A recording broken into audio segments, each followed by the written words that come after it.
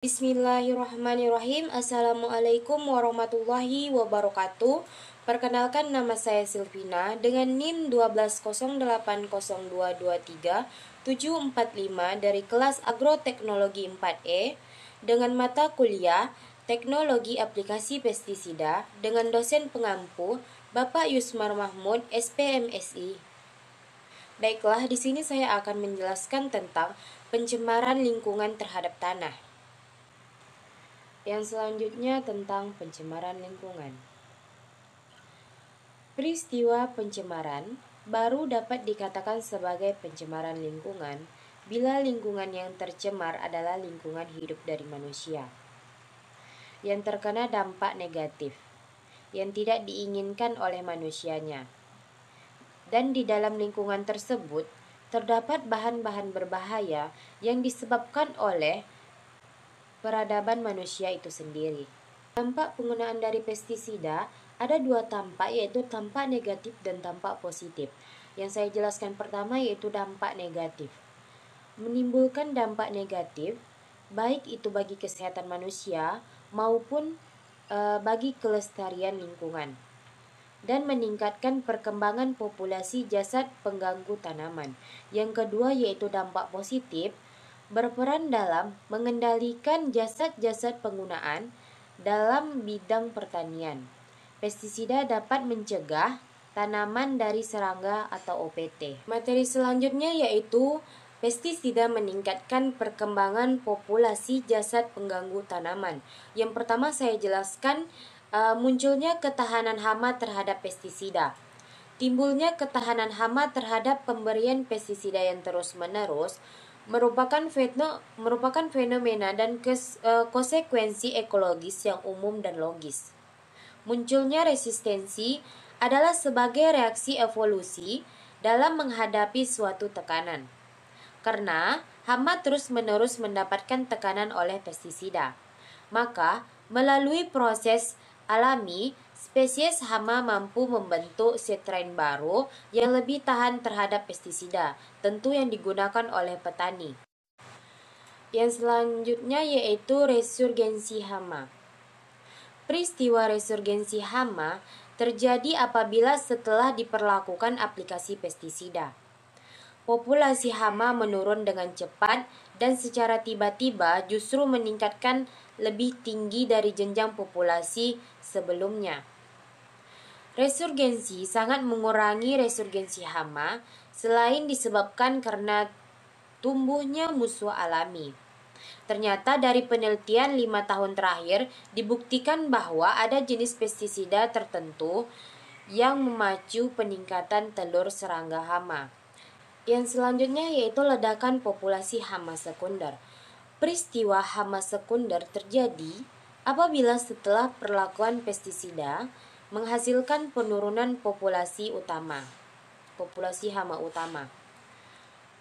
Tetapi kemudian terjadi peningkatan populasi pada spesies yang sebelumnya yang bukan hama utama, sampai tingkat yang merusak. Ledakan ini seringkali disebabkan oleh terbunuhnya musuh alami.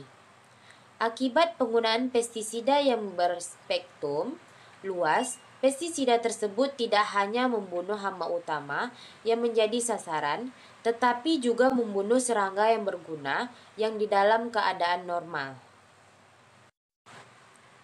Terdapat 3 pencemaran lingkungan. Yang pertama yaitu pencemaran air, kedua pencemaran tanah, dan yang ketiga pencemaran udara.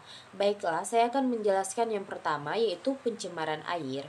Yang pertama yaitu pencemaran air terjadi pada sumber-sumber air seperti danau, sungai, laut, dan air tanah yang disebabkan oleh aktivitas manusia. Air dikatakan tercemar jika tidak dapat digunakan sesuai dengan fungsinya. Pencemaran pestisida yang diaplikasikan di sawah beririgasi contohnya sebagian besar menyebar di dalam air, pengairan, dan terus ke sungai dan akhirnya ke laut.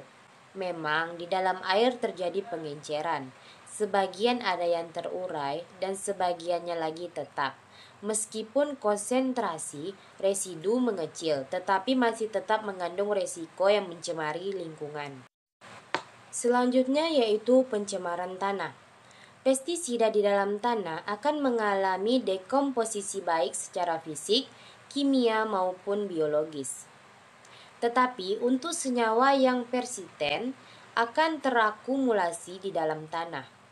Tercemarnya tanah oleh pestisida persisten akan menyebabkan kurangnya populasi dan diversitas fauna. Terganggunya sitrus nitrit yang menghambat proses dekomposisi humus di dalam tanah. Persistensi pestisida di dalam tanah mempengaruhi oleh adopsi, jenis tanah, dan formulasi pestisida. Kelembapan suhu, pH, pencucian, aliran air, erosi, degradasi oleh cahaya, penyerapan oleh tanaman, dan pengaruh pada cara bercocok tanam. Akibat dari penggunaan pestisida secara berlebihan dapat mengakibatkan degradasi tanah menjadi semakin rusak. Karena proses pengendapan pestisida di dalam jangka waktu yang cukup lama. Dampak pestisida terhadap tanah mengakibatkan mikroorganisme yang berada di dalam tanah menjadi mati. Tanah menjadi keapat, digunakan sebagai agensi hayati. Penggunaan pestisida yang digunakan secara terus-menerus dapat menyebabkan tanah menjadi tidak subur, yang berdampak kepada hasil panen, dan hilangnya mikroorganisme yang diperlukan oleh tanaman, seperti mikroorganisme yang baik untuk pertumbuhan tanaman. Materi selanjutnya yaitu tentang pencemaran udara. Pencemaran udara. Pestisida ini tidak hanya menyerang lingkungan manusia itu sendiri saja, tetapi akhirnya jatuh ke pelukan manusia itu sendiri. Banyak tragedi-tragedi di kehidupan yang terjadi. Dan yang paling naas, tragedi ini terjadi karena penyelewengan manusia sendiri di atas pestisida ini. Yang kedua yaitu penyemprotan pestisida dengan menggunakan helikopter telah menggeserkan pemakaian tenaga manusia yang dirasakan telah mengalami kekerdilan. Dengan helikopter, dalam waktu sekejap, berpuluh-puluh hektar ladang bahan pangan telah disemprot sekaligus.